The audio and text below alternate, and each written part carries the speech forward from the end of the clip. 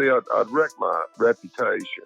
You know, I wanted to build it back up. And after I got sober, I realized what an embarrassment I'd been. You know, that I was a son of a bitch when I was drinking. I was a son of a bitch when I was sober, and I had to keep progressing. In my sense, becoming a better person. You know, not take 2 steps forward and 1 step back. It's a progression.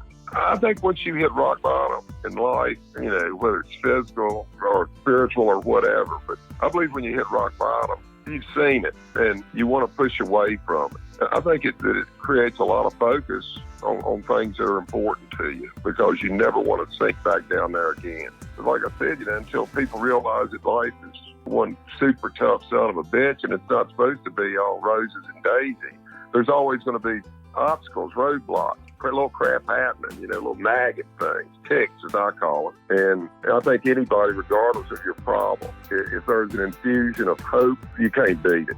People get so crippled by adversity, it's hard to focus on it. It's going to be over at some point. The sun's going to come out again.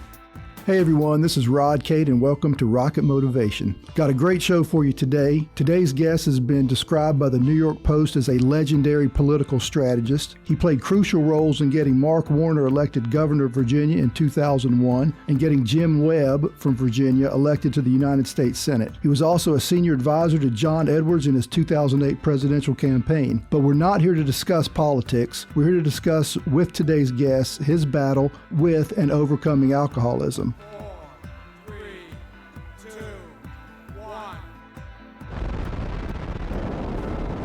David Mudcat Saunders, welcome to Rocket Motivation. Thank you, Rod. Glad to be here. All right. Well, the first and I think obvious guess, Mudcat, is where did you get your nickname? Oh, Lord. I always loved old Jim Mudcat Grant.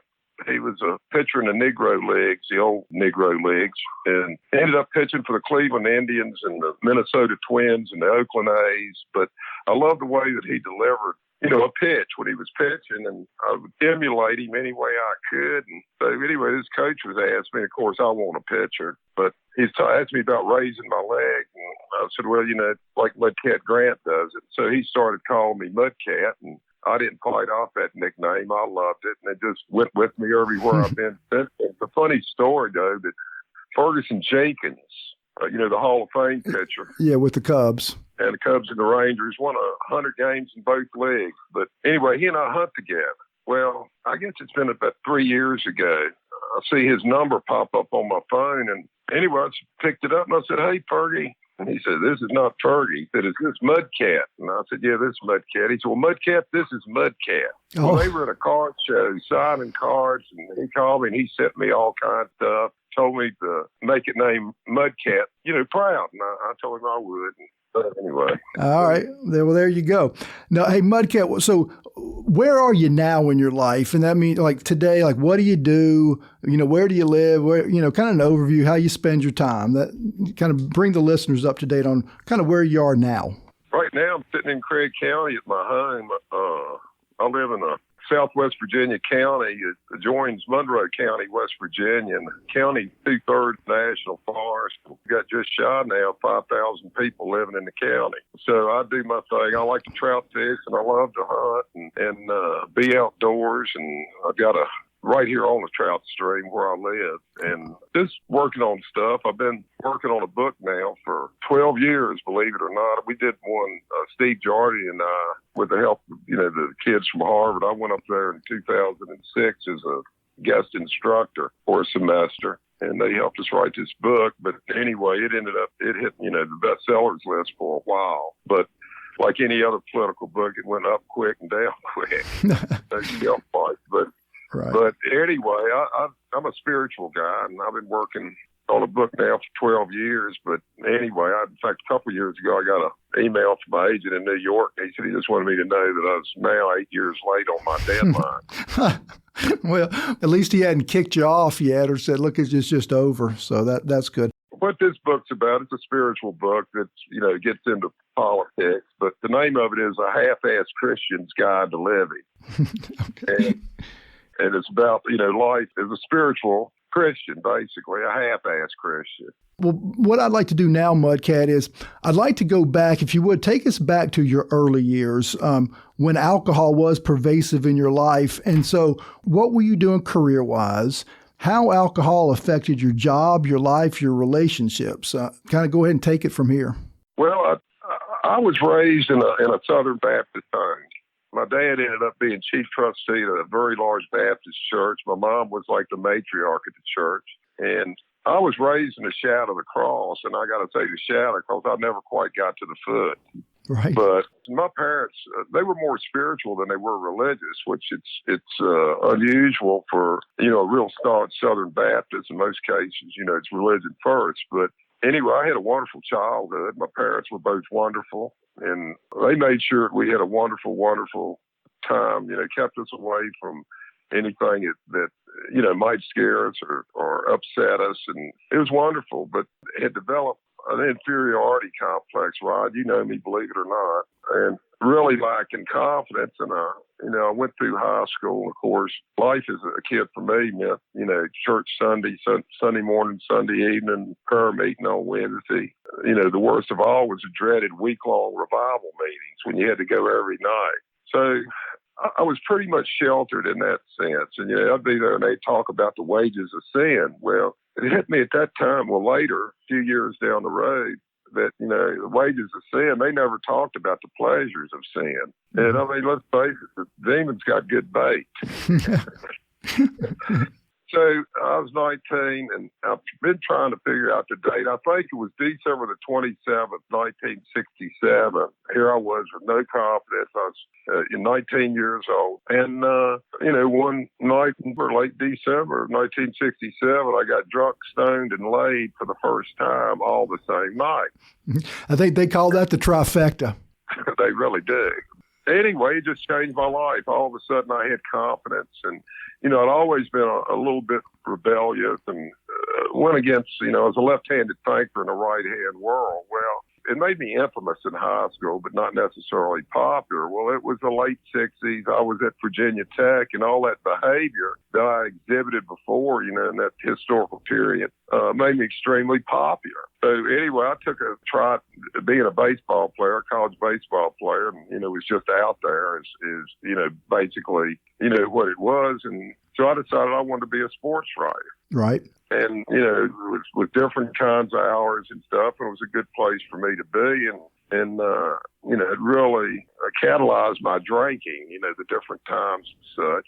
But anyway, it really got bad. And so finally they ran me out of the sports writing business, and I got in the real estate business. Well, the deal was that, I had to take an exam, and I had a buddy down there in Tidewater who owned a real estate school. And this was by then it was 1974. And I called him, told him I wanted to get in the real estate business. And, I needed some information on the exam. And he said, well, back in those days, there wasn't any prep courses or anything, or even educational requirements. You just took the test. And very few people passed it in Virginia. But he said, I've got some Coopers, and Cooper means an old test. So he sent me all these Coopers, and I went ahead and sat for the exam. And hell, I think I aced the thing, Rod. I didn't know what a D to trust was, but I did know it was B. Yeah. Multiple choice test.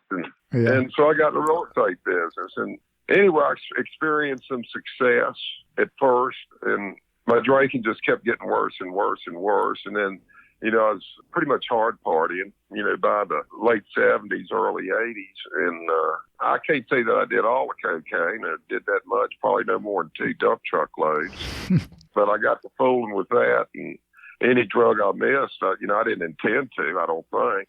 Right. And my life was in shambles. And I got married during that period of time. And I got to the point where, I couldn't make it anywhere. And I was pretty much crippled. Right. And I was drinking about a half a gallon of vodka a day. Well, at 30 years of age, my health was going all to hell. And I knew something had to change. So at what point in your life did you realize you had a problem and you needed to do something? The last 18 months I was drinking. And it's a progressive disease. But the last 18 months, hell, I caught 2 houses on fire.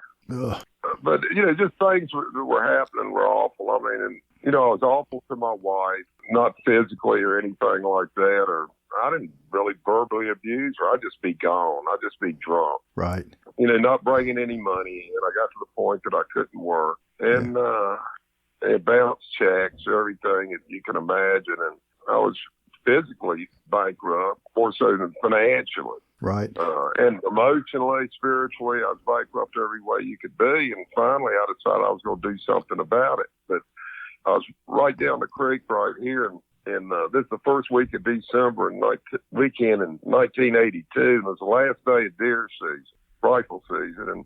And anyway, I had a buddy named Pete Bell. I still got him. He had started getting sober himself, and we'd been drunk together for 13 years or so. Had gotten sober about 6 months ago and been trying to, get me to look at getting sober. And so that weekend I was snorting smack, which is now called crystal meth, drinking moonshine liquor, me and another boy.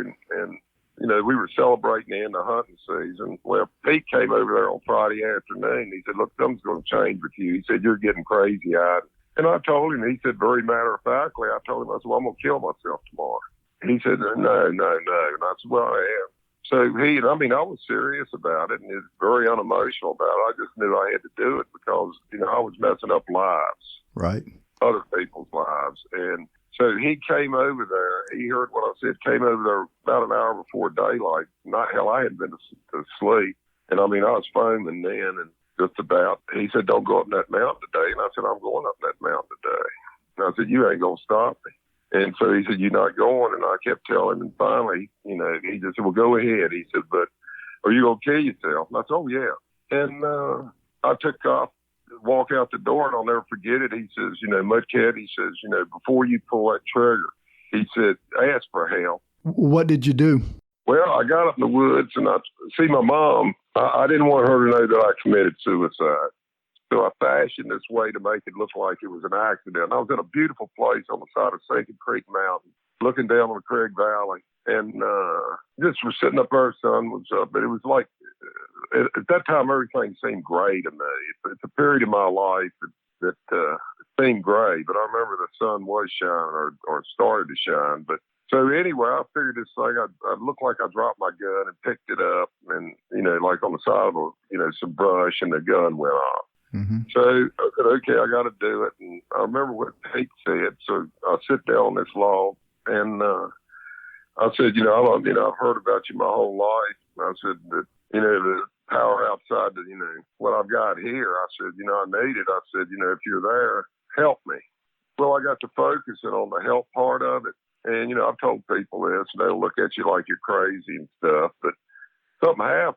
And it's one of two spiritual experiences I've ever had in my life. And it just something came over me. It was like a wind. I didn't see any Cecil B. DeMille stuff. I didn't see the skies part. I didn't see Jesus up in the clouds, nothing like that. But I had my eyes closed and I opened them up. And what I found out later was, and this is all part of metaphysical power, the hope part of it. For some reason or the other, I can't explain it. I don't know how it works. All I know is it happened. And I got a huge infusion of hope, apparently. And I looked up at the sky and I said, boy, that sky is beautiful today. And the best way that I can explain that, it was like that Wizard of Oz when Dorothy gets over the rainbow and it goes from black and white to color. Right. And I could hear birds tweeting and stuff. And all of a sudden, I just felt great. And it hit me that everything could be all right. You can go back and, you can work hard and you can pull all this stuff together. And the thought never, ever hit me about stopping drinking. It never hit me. But I came off that mountain, and Pete Bell said I was beaming sort of like Charlton Heston coming away down the mountain for the burning bush. But anyway, so I decided that, and I thought I'd been like saved again. If they told me, I never have understood that, but, born again.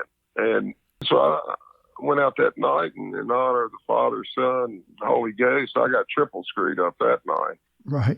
But after that, for some reason, this is the first week in December, and after that, my heart was never in it again. I don't know what it was. And then on January the 3rd, 1983, I put the cork in the bottle and, started my new life. And at that point in time, that it really hit me. And this goes along with the people will be you and the people will be listening to this, is that I always thought that life was supposed to be fun. And I compared my insides with other people's outsides, which is a huge mistake for all of us. And I thought there were other people having fun all the time. That's the way it was supposed to be. And it hit me that, at some point shortly thereafter, that if a person doesn't acknowledge that life's a tough son of a bitch, they have no chance of peace of mind and serenity. I mean, life's tough, and we get knocked down, but damn, we got to get back up. Right. And in my case, it was, adopting a little bit more of a spiritual makeup and getting away from self-centeredness. And I mean, that is at the root of alcoholism is self-will and, doing things with no, real consideration for anything but yourselves in the bottle. And that's, where I was. Right. Well, all right. So you put the cork in on January 3rd, 1983, but I mean, it had to be tough not to take the cork back out again, wasn't it?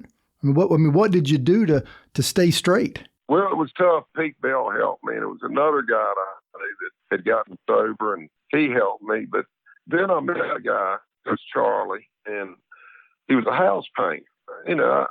A guy had introduced me to him, and he helped me through it. I mean, honestly, and took an interest in me. And, we talked every day. And see, I'd wrecked my reputation. I mean, that was all gone. I wanted to build it back up. And after I got sober for about a month, I realized what an embarrassment I'd been.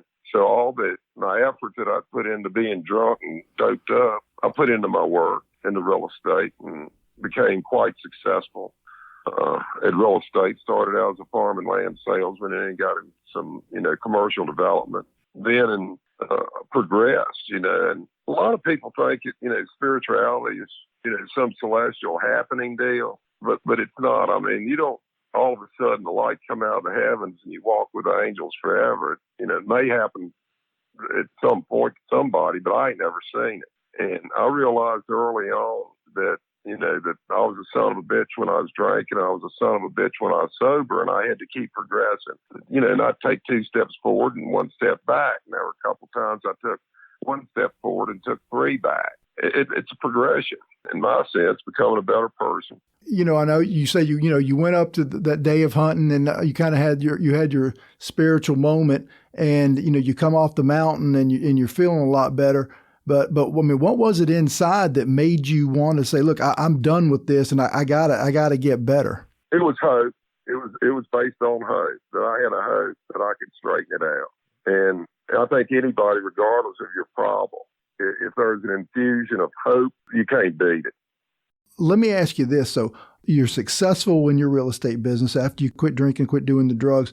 But now, how did you get into the political consulting then? How do you move to that area? Well, there was a very famous member of the House of Delegates in Virginia. In fact, he was majority leader, and he was arguably, his 30-year career, he had more landmark legislation than any member of the House of Delegates in the history of the Commonwealth, and that includes some pretty famous people, obviously. But he was a lawyer and a friend of mine, and had met him. We used to share an office together, and he had progressed to this while I was getting drunk. And he used to come and get me out of jail when I'd do something. I had 6 different drunk driving charges against me. And of course, then, today, they'd put me in prison for that.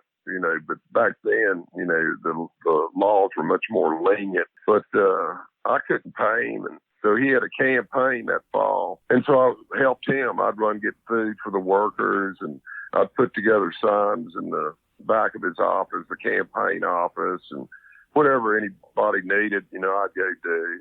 And then 2 years later, he had to run again, and I got a promotion. I got to hand out leaflets at high school football games. Of course, my home high school football team, Case Spring, they wouldn't let me hand them out over there. And I don't know, I guess it was about 5 years.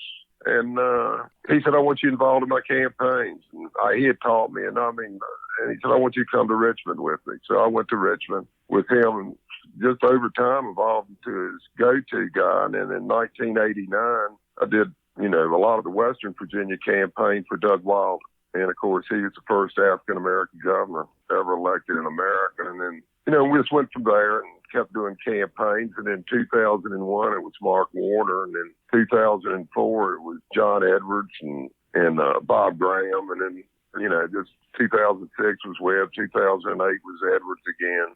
Right. 2000. But anyway, I've had campaigns every cycle except for this last one. I wouldn't do one in this 2020 cycle, and told everybody that's just it's too divisive for me right now. Right. Well, and I think that, one of the main points here too is you've been incredibly successful. I mean, obviously in real estate but the political consulting, it's just been phenomenal what you've done. And, I guess the point is, had you not got your drinking under control, that's never going to happen.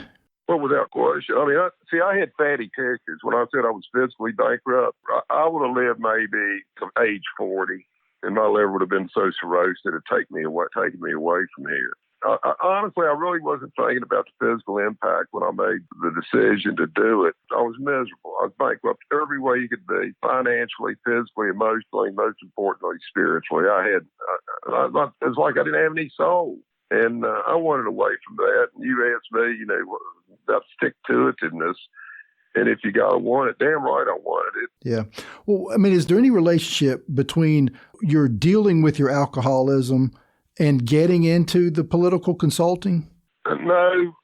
In fact, political consulting for somebody who's spiritual, and, these are my beliefs. I don't mean to say anything controversial, but, I listen a lot. And, people talk about prayer. I think prayer is more about listening than soul searching, than it is asking for something. But I never felt any power around a political campaign. I've come to believe that, and when I say outside power, it's the forces of nature. Like I said, it's metaphysical, it's beyond the physical. I can't explain it, but there is something out there. I think the greatest illustration of it is Ben Franklin. Ben Franklin went to France, went over there, and a lot of the reason was because he said something really stupid. He did something really stupid. He went and flew a kite and came out and said that there's, energy going through the air here. It's going to end up lighting cities. And it was, side-splitting funny to most people. And, there's other energies out there, and it can be tapped into. And everybody's got to tap into it in a different way. Right. Well, and let me ask you this too. I would assume with your political consulting, you spent a lot of time in D.C. and, I guess a lot of functions and parties where the temptation of alcohol and drugs may be there. How have you dealt with the not falling into the temptation? Well, first off, politics, and this is what I was going to say, and I had a slip of mine there, a senior moment, maybe you could call it. But anyway, I learned the one thing about politics. You got to be careful with politics. I mean, you got to be focused if you're spiritual, because I've come to believe that God don't give a damn about politics.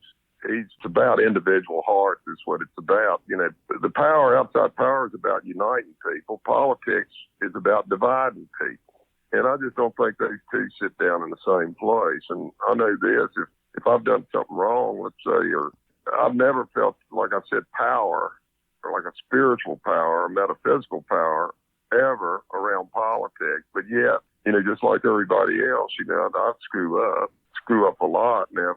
But if I sit down and, focus on that power, on what I'm doing wrong, I get an answer right now. I mean, it takes no time. You don't get that around politics. Well, Mudcat, why do you believe that you were so good at what you did or what you do in political consulting? God, what a question, Rod. Well, I mean, let's face. I mean, you were incredibly good at your job. You're helping senior advisor for John Edwards on his presidential campaign. He's not just going to pick some bumpkin off the side of the road. You're obviously very good at it. I mean, do you have any thoughts on why you're so good? Well, I think most people, I enjoy politics at times.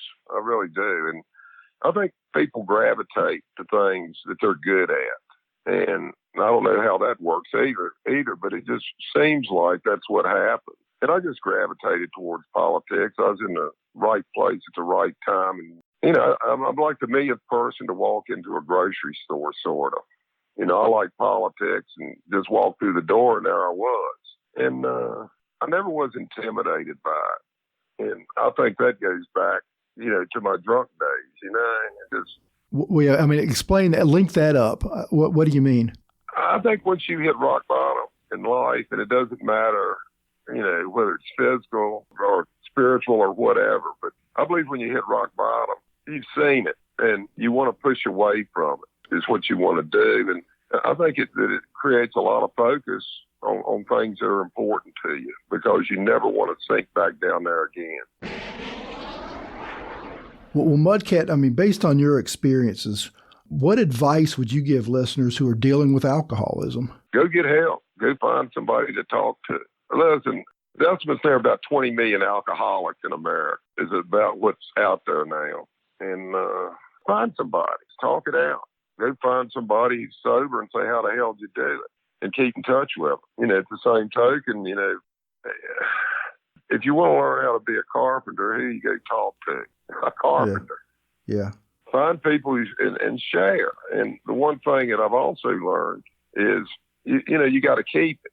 And in reality, if you're not helping somebody else, the power seems to leave. I mean, just based on, I mean, we haven't even scratched the surface of some of the things that you've done in your life. I mean, we don't have to get into a big discussion about this, but when I was doing a little research on you, I came across a photograph of you and Muhammad Ali. I think it was back in 1971 or 72, where you were doing promoting an exhibition fight for Muhammad Ali. Back in your sports writing days, I know you covered some big teams and some big players.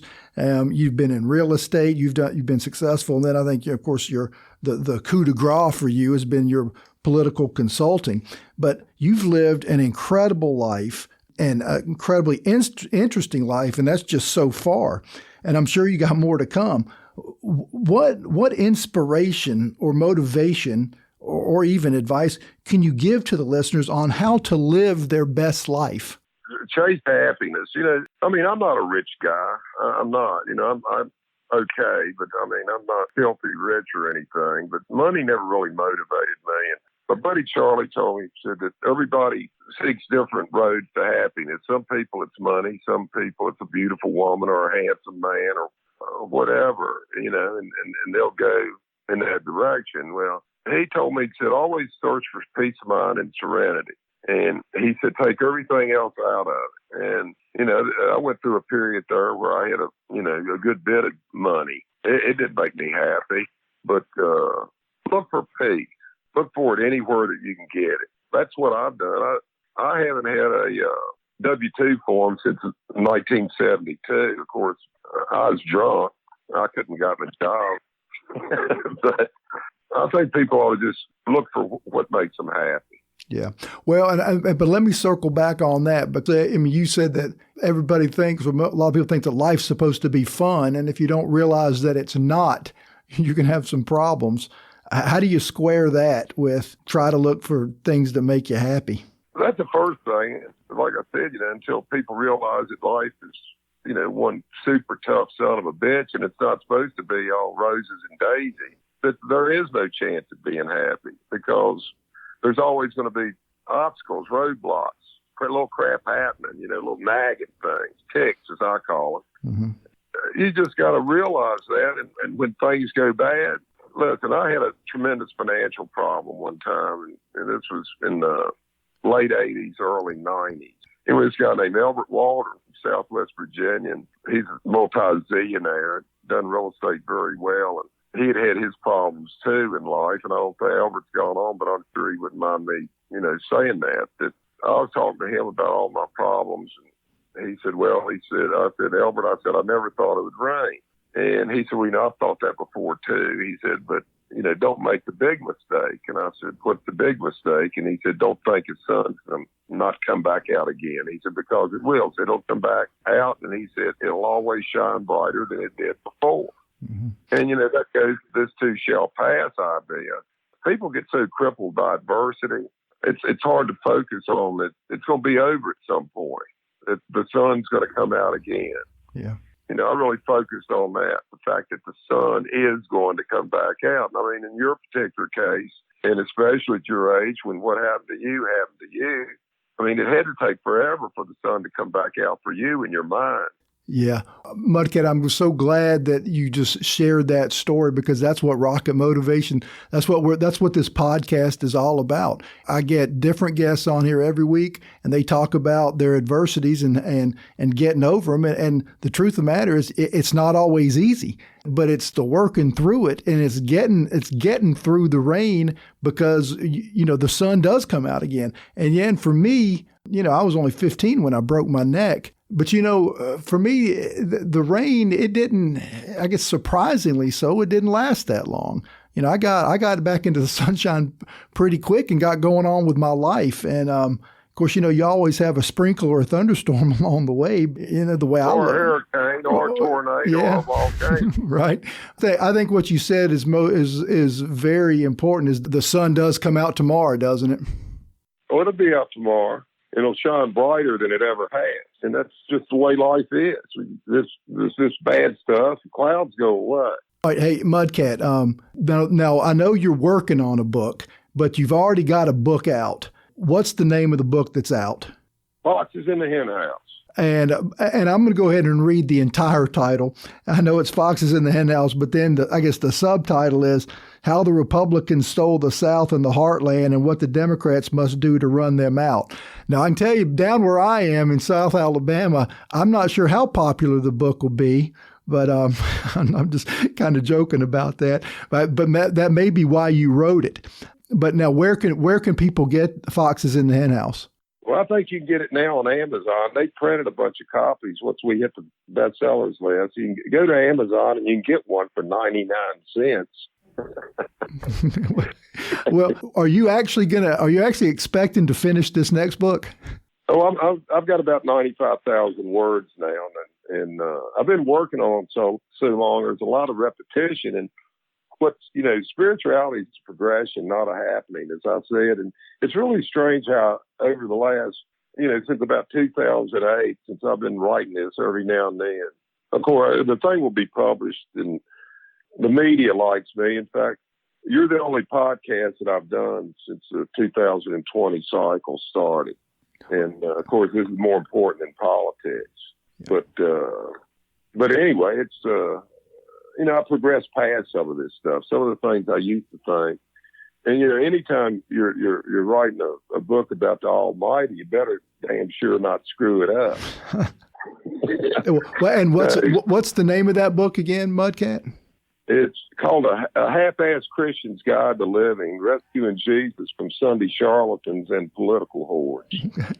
Well, and can we expect that out maybe in the next year? I don't know. Okay.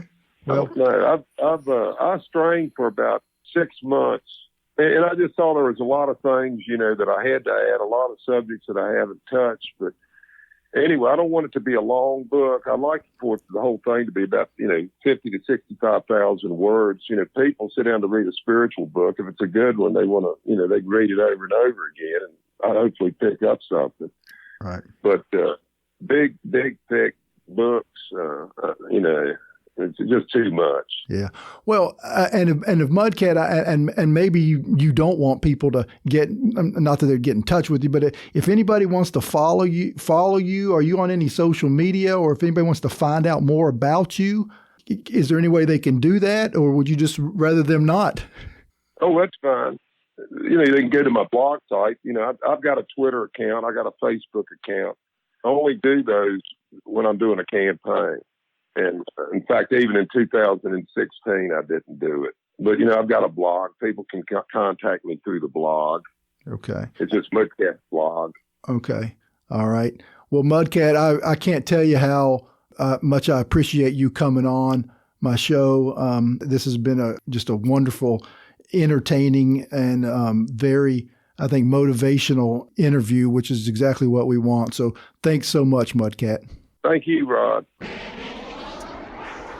Wow, this show with David Mudcat Saunders may have been the most entertaining show we've done. Plus, the overcoming alcoholism to become a powerhouse political consultant is incredibly inspiring. Episode 10 is in the books. Next week, we talk with J.T. Burton, head basketball coach of Tusculum University, and learn his story of surviving a devastating career setback. See you next week.